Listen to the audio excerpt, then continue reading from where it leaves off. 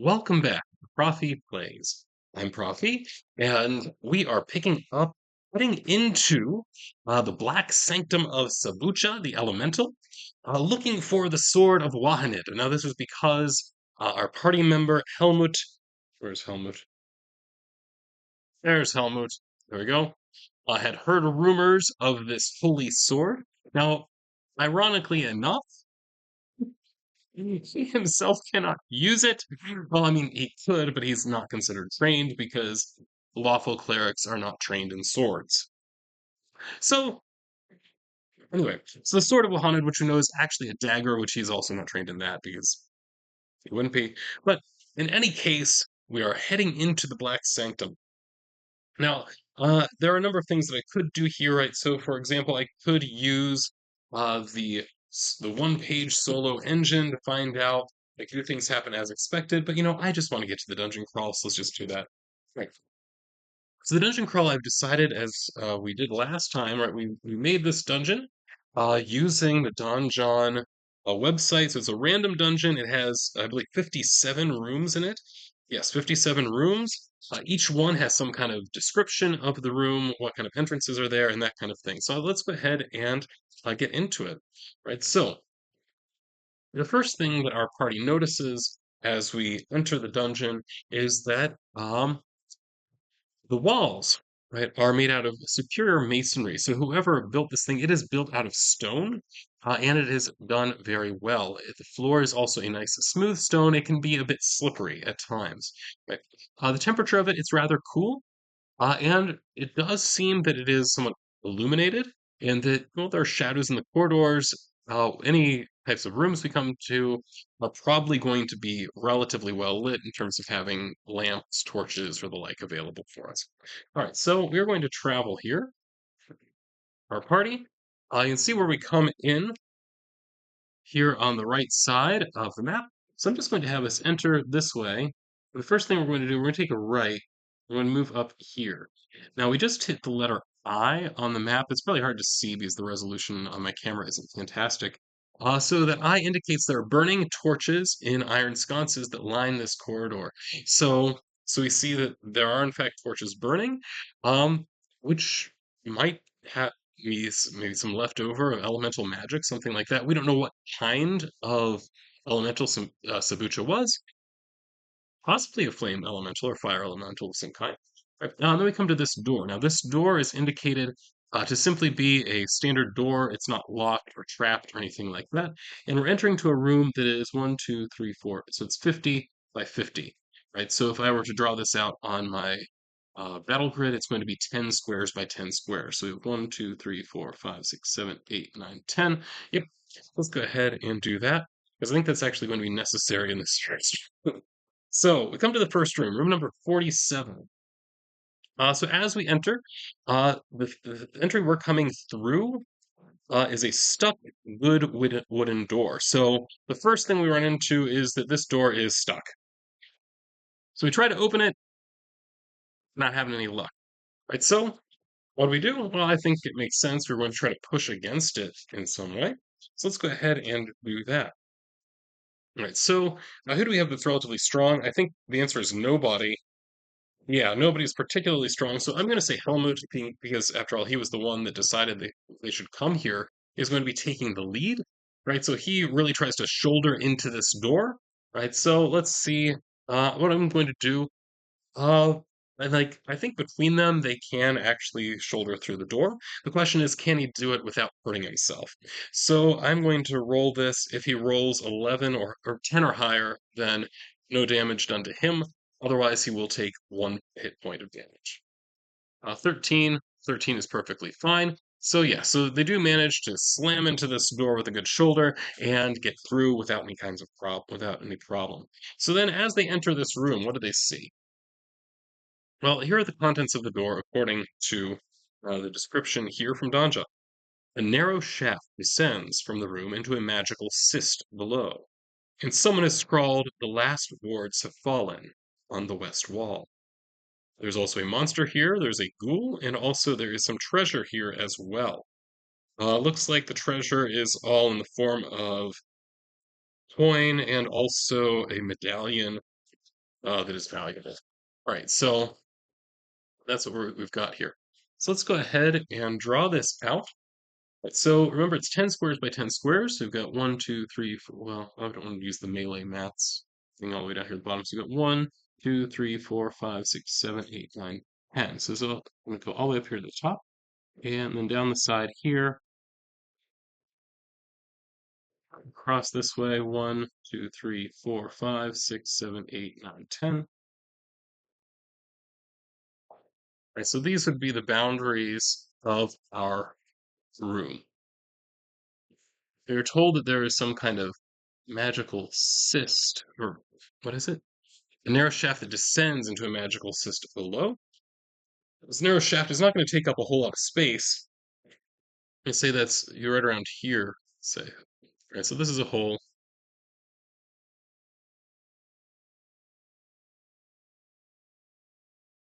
really small. All right. Let's see. Try and get it where you actually see what's going on here. Yeah, I don't think that I can move the battle mat so you can actually see all of it. All right. And then we also have a ghoul in here. I don't have any good ghouls in my bag of tricks. So all of these, I found this trick on a, yeah, that's a fishman or something. Oh, you know what?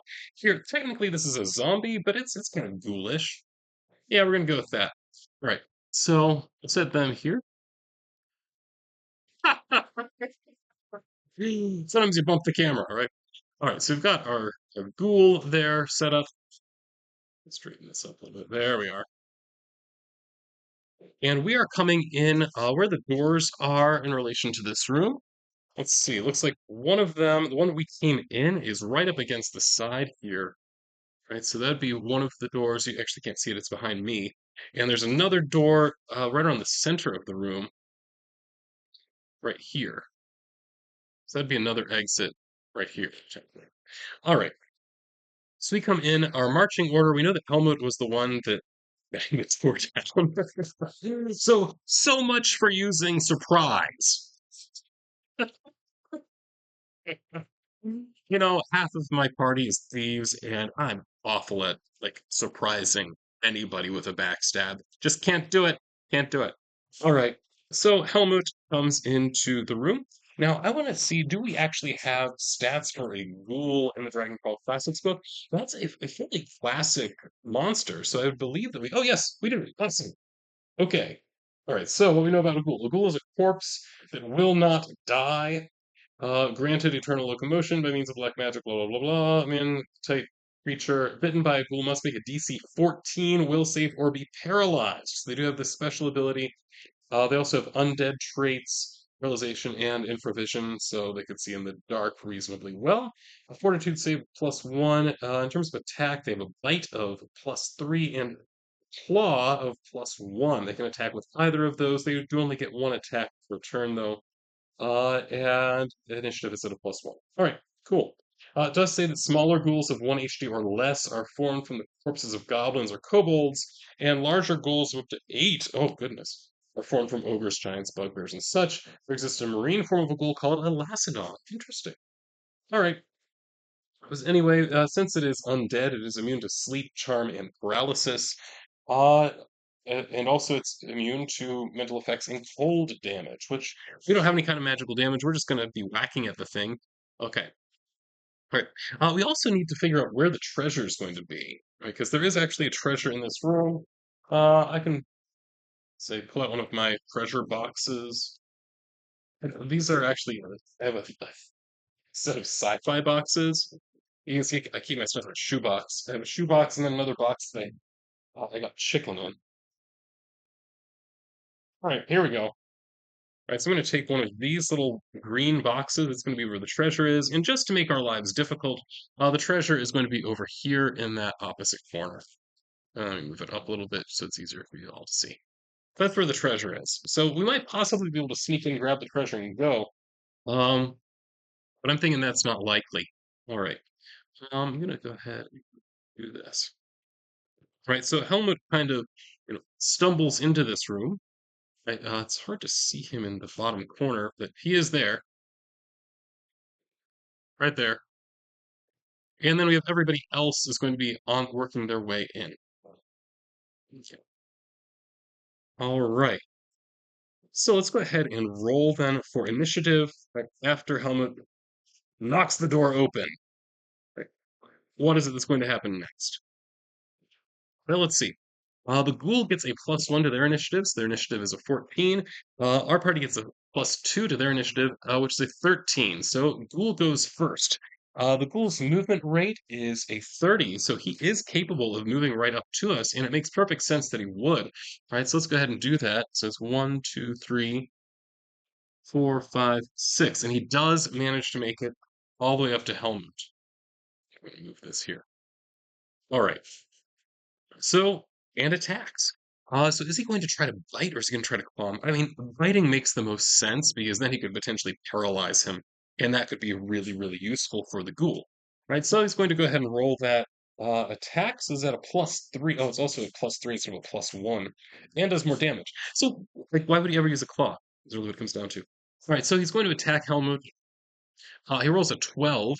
A 12 will, in fact, hit Helmut. Helmut has a 10 for his AC. Right, so sorry, Helmut, you just got hit by this thing. All right, so, okay, DC 14 will save. So let's see. It's at a +1. That's a 6. Well, a 6 is not close enough to a 14, even if he burnt basically all. I needed to burn almost all of his luck to be able to not be paralyzed. So he is in fact going to be paralyzed, and for how long? He's going to be paralyzed for an hour. We're fairly lucky on that front. Right, so Helmut gets bitten, and oh, he also has damage done to him as well, doesn't he? A D4 worth of damage, which looks like that's just one. Okay, so he's not that hurt.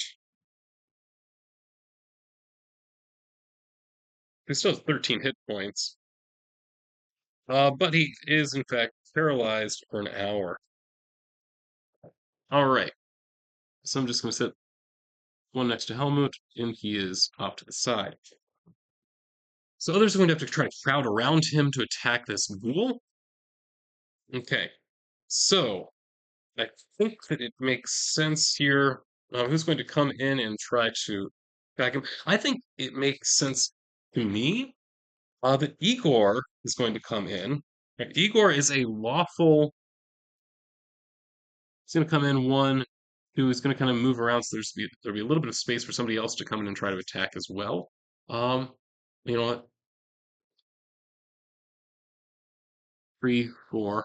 Let's move around here. Right. And what Igor is going to try to do, Igor is going to try and use his ability to turn unholy, because certainly the undead are considered unholy by lawful gods. So, as a follower of Denthar, one of the things that Igor has been granted is the ability to try to turn the undead this way. All right, so it would be, is that a +1? Now let's see if he manages to do it. 10, that's going to be an 11. All right. But let's see what the effect of that is. Now, this is a 2 hit die ghoul, but it's 2d6, so it's not going to be super high in terms of the number of. Oh, there we go. So turn unholy by hit dice. So it's 2 hit dice. Got an 11. No effect, so that would count as a fail. Okay, so his disapproval is now up to 2. Okay. So it means if he rolls a 1 or 2 when calling or doing some kind of cleric spell, then he's going to suffer the disapproval of Lenthar.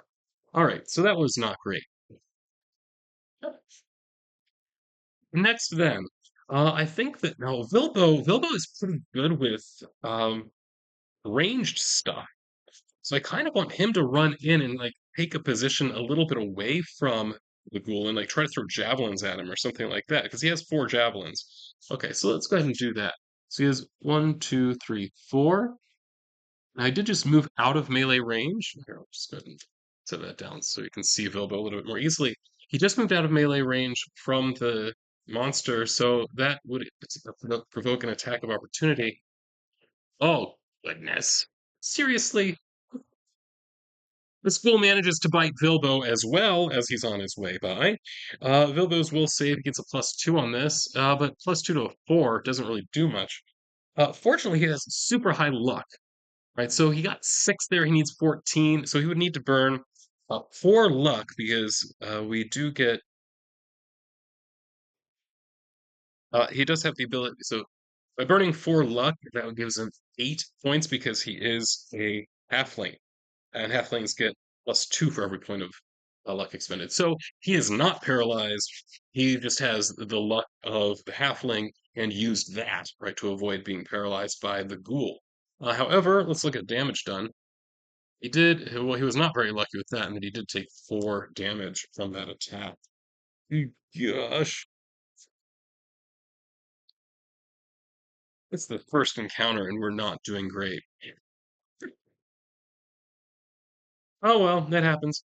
Right. And then Phineas comes in, right? So Phineas does not want to be in between Vilbo and oh wait. Oh, Vilbo he didn't get a chance to attack yet. So he moved, but now he does get to use his attack. Right. So he's going to use this action die. Uh, on missile attacks, he does get a +2 for the attack roll. Now the ghoul has an AC of 12, so as long as he rolls 10 or higher, we're good. 10 it is. Awesome. That's good enough. Uh, good enough. That's what we're looking for. Then we get to roll a d6 to figure out what the damage is. It's going to be plus strength. Unfortunately, his strength is negative. It's a -3, so it's kind of a wimpy javelin throw. So he gets 4 minus 3, so it would just be 1 point of damage. Here's where he was. Yep. All right, so 1 point of damage on the ghoul. How much HP does the ghoul have? It has 7. Well, had 7. All right, so this ghoul is now down to 6 HP. All right, cool. So Bilbo used one of his javelins right through it, managed to stick it into the ghoul. Ah! That kind of thing. Then, now Phineas is going to move in, up into here. Now, the question is, can Phineas sneak in such a way that he does not get caught? If so, then maybe he can try a backstab, because I'm this. Okay, let's be honest, the ghoul has been doing a lot. So he might possibly be distracted. So he is going to try to sneak silently into here, which is at a +3, as well as throwing in his agility as well, it looks like. Yes, so it's actually at a +5. Okay. This is good. This is good. So I think this might be somewhat difficult, so I think it might be a DC of 15. So as long as he rolls 10 or higher, I'm going to go ahead and say that he manages to sneak in behind the ghoul. He did not roll a 10 or higher, so he did not sneak in behind the ghoul. The ghoul notices him, which means this attack is not going to be a backstab, it's just going to be a standard attack. So he's going to go ahead and roll that. He has a +0 on this, so he is using, he has a scimitar with him. So he's going to use that. So he pulls out the scimitar that he got from the previous tower and fumbles it entirely. So we have a fumble. All right. Fumble. How bad is the fumble? It's Lex at a -2, so we add 2 to whatever this roll is, so that would be 4. Let's check the fumble table. The fumble table at a 4, what does that do? This is not going to be great, I'll tell you that. It's not going to be awful either. 4, your weapon is damaged, a bowstring breaks, a sword hilt falls off, or a crossbow firing mechanism jams. The weapon can be repaired with 10 minutes of work, but is useless for now. All right, so that scimitar no longer useful. Fortunately, he has a backup, so we're okay right now. All right, then the last one, Marv comes in and is kind of kicks Helmut out of the way, and Marv is going to attack as well. He's also going to try to sneak in a little bit, although his sneak is just at a +2. So same thing, he needs a 13 or higher. He did not get that, so he did not manage to sneak in well enough to do a backstab. So instead, he is simply going to be using his, I guess it's going to call it a scimitar, realizing that he's not going to be able to sneak, so he may as well use the thing that does more damage. So he's using the scimitar here, and this is at a +0. So he needs a 12 or higher.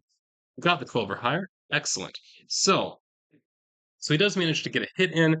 This is a D8 plus strength damage, although we don't have strength, or we don't have any modifier in strength. It's just a 0. So 1 point of damage against the ghoul. So it means the ghoul is now down to 5 hit points. Now it is the ghoul's turn again, and the ghoul has to decide who they're going to attack. Marv just did damage, Vilbo had done damage. So it makes sense to me. He's going to try to attack Marv.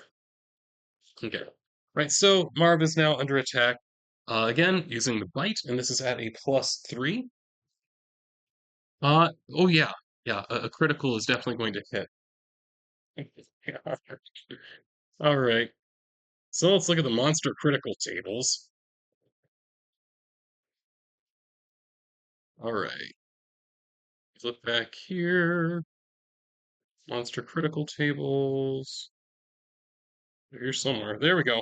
So it is a 2-hit die monster. It is an undead, which means you use the undead table D6 on that. So the undead table. Here we go. We roll a D6 and then add to that. Oh, Marv doesn't have a luck modifier. 6. Oh, goodness. The wound blackens immediately, and a horrid infection from beyond the grave begins to spread. The character must make a D10 fort save. So let's try that. A DC 10. Right, so his fort save is at a +1. He did not do that. Right. Or temporarily lose 1d4. Ooh, 4 stamina. So he's down to 7 stamina right now. I'll give him a temporary -1 modifier then. The infection continues to attack each day, forcing another DC 10 fort save each morning. Failure results in the loss of another 1d4 stamina until the infection is magically expunged. Character does not heal while infected. So I'm just going to mark here under critical hits and their effects. So he has an infected bite. And this is table, it's, I guess, table U, number 6, and then page 390 of the book, at least the printing that I have of it. Right, so he's in bad shape. Um, and it just to be clear, this infection will eventually kill him.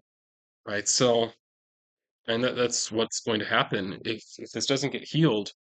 Uh, he will die, right, from this infection. Now it's probably going to take a little bit of time, right? Because it's only going to do up to 4 points. So it'll take at least another 2 days to kill him. But he is in rough shape right now because of that. In addition to this, he also would take his normal damage. So let's go ahead and find out what that damage is from the ghoul. I know it's not, it's a 1d4, and then we also roll for paralysis as well, right? So his normal damage is going to be just 1 point, right? So this one is actually a lot of damage as far as that goes, which is good because Marv doesn't have a lot of points. Right. And then can he make that will save? His will save is only at a +1 because of his personality. This is okay. Yes, he made the will save, so he does not get paralyzed. Okay, so he does manage. He gets this bite, and this infection starts. This magical infection. Not great. He is definitely injured, but he manages to stay upright. He manages to steel himself so that he is still active in part of what's happening here. Great, cool. So next round, let's figure out what's going to happen. I think it makes sense here. Igor is going to try to get the thing to run away. Right, so he's going to try again, right? Turning unholy. This is at a +1. Now we know this is going to be somewhat difficult for him, so he might actually be willing to spend luck on this if we get reasonably close. Right, so let's go ahead and try this. So at a +1, 19. 19 should actually do something, I would think. All right. So checking the relevant table here for turning unholy. Turn unholy, it would be a total of 19. 19, he has a range of 30 on this. I'm standing right next to him. That's stupid. So with 2 hit dice, he does in fact turn 1. Okay, and that's good enough. So holy light or whatever, right, comes from Igor. The ghoul catches an eye of it and is terrified, wants to get out of here as quickly as possible. This is good. Then, so Igor, thank you very much for your service. Vilbo, right, seeing how things are going, decides he wants to save his javelins because now the thing's going to be running out with one of his javelins in it. Right, so he's down to 3 javelins. So Vilbo is going to go ahead and just take a break here. Then Phineas is going to. I think Phineas and Marv are both going to take a slash at it because hey, if you can kill it, why not do that? Right, so Phineas first takes a slash at it. This is again at a +0. But 18 is good enough, isn't it? All right, so Phineas takes a slash at it, gets a 1d8 plus the strength modifier, which is a 0. All right, hey, 7. That's enough. So Phineas does manage to kill the thing. So it goes to run, and instead Phineas slashes its head off, and it is defeated. Cool. All right, so this encounter is now over, which means I get to award uh, XP to my characters. I'm going to do this after every encounter now, I think, because if they happen to hit the threshold to level up, I want to have them do that. Right, so at this point, I think that was a pretty standard encounter, so I'm going to say they got 2 hit points, 2 XP for that, so they're all up to 20 now. Now that means they're not even halfway to getting up to level 2. Okay, so I think that this is a reasonable place uh, to start thinking about ending the session. We did deal with this room, more or less. There are a couple of things that I want to do to kind of wrap stuff up, right? So one thing we want to do, we do have a few problems. So one is that we have Helmut has been paralyzed and is paralyzed for another hour. So they need to decide whether they're going to wait an hour or whether they're going to try to heal this. Right? So either one is a possibility, and there's nothing wrong with either of these. Um, Paralysis is something with a sufficiently high die roll, Igor could possibly save or cure.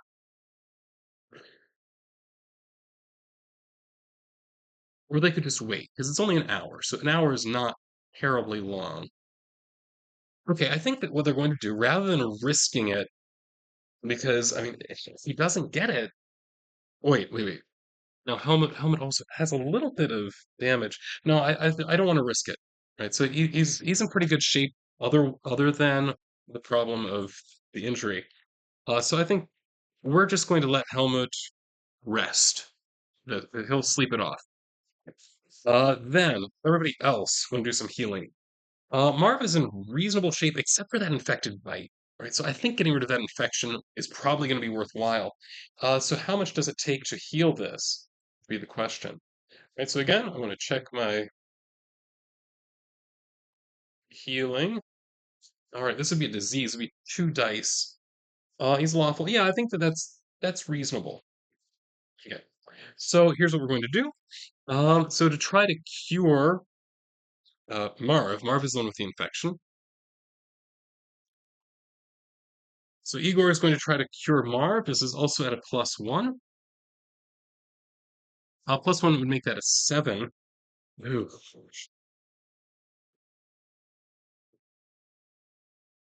If you want to spend 5 luck points to get that, you might, actually. So here's what we're going to do. Okay, Bilbo is going to spend 1 luck point. That adds a +2 to this. Right, so our total now has gone from 6 up to 7, 8, 9. Right, so we're up to a 9. We need a 12. So you would earn 3 luck points. And that's enough to get 2 dice of curing, of laying on of hands for Marv. And he can spend those 2 dice to get rid of this infection. Cool. So the infection is now gone. Nice. Next, then we need to figure out. Igor's in pretty good shape. Vilbo could use some healing. Phineas is in good shape. Right. So let's see. Yeah, I think maybe let's try to heal Vilbo as well. Right. So another die roll here. 17. Oh, 17 is great. So that 17 that would add up to an 18 then. 18 is going to be worth Vilbo is lawful as well. So it's going to be 3 dice of um, healing. So it'd be a total of 7, 12 points of healing, which he only has room for 4. So we'll do that. Okay, nice. So Vilbo is back up to full. So they're doing all this healing stuff while they're waiting for Helmets to come to. I guess he's not unconscious; he's just paralyzed while they're waiting for him to recover. All right. Another thing they do is they go over to this treasure box. I think it makes sense that it'd be Phineas and Marv. Which of them is better for checking for traps? Well, one thing, it's definitely not really Igor, whose character sheet I was looking. Finding traps, we've got a +1, +3. Okay, so Marv is the one that's better at finding traps. All right, so Marv is going to come over here. It's going to check this for traps. There it is. So this is at a plus. Oh, it's actually at just a +2 because his intelligence would count against it here. He got a 9? Right, so if there's a trap there, he's not going to find it. Good news, there is no trap. Okay, so that's good. So he opens this up, and what does he get? In terms of treasure, we have here 800 silver pieces to divide between them. Right, so I'll just put a check mark here and an X through the ghoul.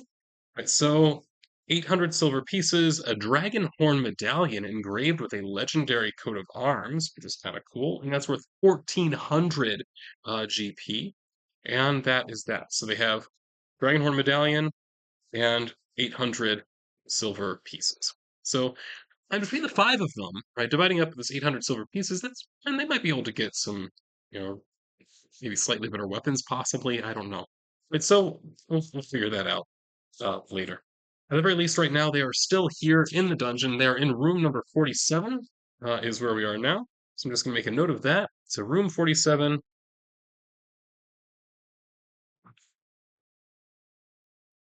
And this room is cleared. And then you decide where they're going to go next. But that is a matter for next time. As for right now, the Prof. signing off.